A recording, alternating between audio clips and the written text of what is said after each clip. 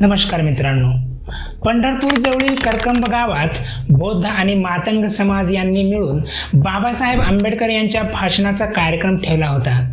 बाबासाहेब आंबेडकर यांचे विचार ऐकण्यासाठी बौद्ध व मातंग समाजातील एक मोठा लोकसमुदाय जमलेला होता। त्या ठिकाणी डॉक्टर बाबासाहेबांनी लहानसे भाषण करताना सांगितले, उद्या म्हणजे तारीख 1 जानेवारी 1938 रोजी सोलापूर मुक्कामी मातंग समाजाची एक परिषद भरणार आहे। त्यावेळी मला आमंत्रणाने बोलवण्यात आले असल्यामुळे मी त्या प्रसंगी सविस्तर रीतीने बोलणार असल्या कारणाने मी यावेळेस 2 शब्द बोलणार आहे आणि ते बोलण्याचा उद्देश हा की आपल्यापैकी काही लोक परिषदेस हजर राहणार असले तरी काही मंडळी तेथे गैरहजर असणार, तेव्हा या लोकांना माझे म्हणणे ऐकायला मिळाले पाहिजे। प्रथमतः SC/ST समाजात मोडणाऱ्या महार, चांभार, भंगी वगैरे ज्या जाती आहेत त्यात एकी नाही, हे आपल्या सर्वांचे दुर्दैव आहे। ही एकी नसण्याचे खरे कारण म्हणजे हिंदू समाजातील जातीभेद हेच आहे।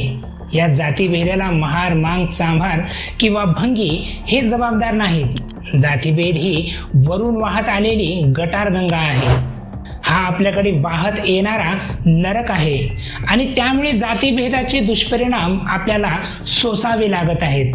आणि खेदाची गोष्ट ही की हे हिंदू लोक आपल्यातील जातीभेद तर दूर करत नाहीतच, उलट अस्पृश्यातील अज्ञानाचा फायदा घेऊन त्यांच्यात जातीभेद वाढवण्यासाठी हालचाल किंवा झटत असतात। मातंगांना हाती धरून महाराविरुद्ध भडकवायचे, चांभारांना हाती धरून त्यांना महार मागांच्या विरुद्ध उठवायचे व आपली भेदनीती आमच्यात पसरवायची व आपली एकी होऊ द्यायची नाही। मात्र या जातीभेदाची मूळ जबाबदारी जरी हिंदू समाजावर असली तरी आपण आपली जबाबदारी विसरणे खूप धोक्याचे ठरेल। आपल्यातील जातीभेद नाहीसे करणे व आपल्यात भेदनीतीचा फैलाव न होऊ देणे हे आपले मूळ कर्तव्य आहे आणि आपण हे साधल्याशिवाय आपली प्रगती किंवा विकास कधीच होणार नाही। महार मांगातील रोटी बंदी, बेटी बंदी ही संपूर्णतः नष्ट झाली पाहिजे। प्रत्येक जात जर आपली शेखी मिरवण्याकरिता आपल्या जातीला चिटकून राहील आणि महार महारच राहील व मांग मांगच राहील तर आपल्या होणाऱ्या अन्यायाचा प्रतिकार आपण करू शकणार नाही। महार किंवा मांग या नावात असे काय आहे की त्यात तुम्हाला अभिमान वाटावा? या नावाने असा कोणता उज्ज्वल इतिहास तुमच्या डोळ्यासमोर उभा राहतो की जुनी परंपरा चालू ठेवण्यास तुम्ही झटावे?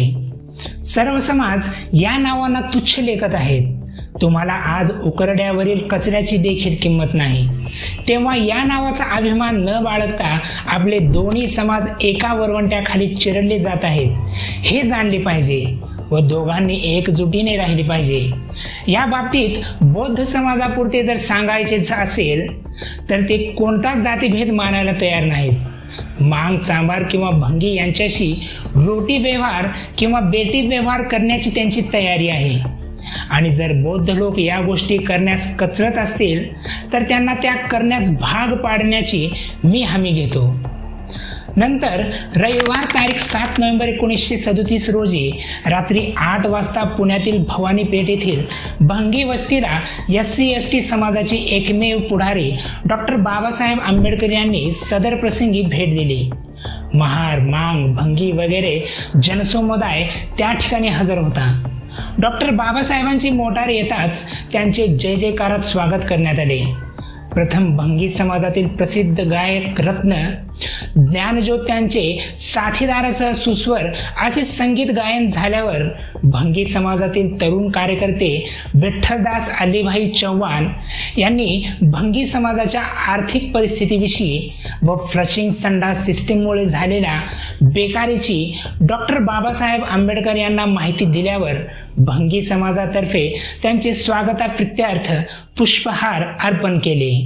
नंतर डॉक्टर बाबासाहेब आंबेडकर यांनी आपल्या अमृततुल्य भाषणाच्या अमोल प्रसादाने जमलेल्या श्रोतजनास तृप्त केले। ते म्हणाले, मी जे कमाविले आहे ते केवळ महाराकरिता नसून अखिल अस्पृश्यांसाठी आहे. आम्ही जसे ब्राह्मणासंगती मिळून मिसळून वागण्यास पाहतो तसेच महाराणी भंगी मांग यांच्यात मिसळून वागले पाहिजे. नाहीतर मी महाराकरिता काही करणार नाही. तसेच भंगी समाज सांगेल ते मी करीन. गेल्या 10 वर्षाच्या आपल्या समाजाच्या प्रगतीचा जेव्हा मी शांतपणे विचार करतो त्यावेळी माझ्या मनात वारंवार 2 विचार घोळत असतात. एक, गांधीजी सारख्या पुरुषाबरोबर झगडण्यात यश मिळून आपल्या समाजाला राजकीय हक्क मिळाले आणि आपणाला राजकारणात समानतेचा दर्जा मिळाला. ब्राह्मण क्षत्रिय यांच्या मांडीला मांडी लावून कायदे मंडळात बसण्याची, त्यांच्याबरोबर विचार विनिमय करण्याची संधीही मिळाली. हे सारे मिळवून घेण्याला मी फक्त निमित्त मात्र झालो आहे असे मला वाटते. दुसरी गोष्ट तुम्हाला सांगायची म्हणजे तुम्ही सध्या काँग्रेस या संस्थेपासून दूर राहिले पाहिजे आणि याचे कारण एकच आहे, ते म्हणजे काँग्रेस ही मायावी सृष्टी आहे. मला तुम्ही सांगा की गावातील मारवाडी किंवा सावकार्याने 4 आण्याची काँग्रेसची वर्गणी भरली किंवा गांधी टोपी डोक्यावर चढविली म्हणजे देह स्वभाव कसा विसरू शकेल? तो आपल्या गरीब समाज बांधवाकडून व्याज उकळल्याशिवाय कसा राहील? तुमच्या माना मुरगळणे तो कसा सोडून देईल? आणि आज काँग्रेस सांगत आहे की आम्ही सावकारांचे हित साधणार आहोत व गरिबांचेही हित साधणार आहोत. मांजर व उंदीर या दोघांनाही ती एके ठिकाणी कशी वागवणार व मांजराच्या पुढ्यात उंदीर ठेवून उंदराचा जीव कसा वाचवणार हे तुम्हीच पाहिले पाहिजे. आपल्याला मांजराशी काही देणे घेणे नाही, आपल्याला उंदराचा जीव वाचवावयाचा आहे. आपल्याला गरीब जनतेचे म्हणजे आपले स्वतःचे जिने बचावायचे आहे. म्हणून आपण आपलीच शक्ती वाढवली पाहिजे आणि ती शक्ती वाढवणे म्हणजे तुमच्याच हिताकरिता अस्तित्वात आलेल्या स्वतंत्र मजूर पक्षाचे सभासद होणे हे होय.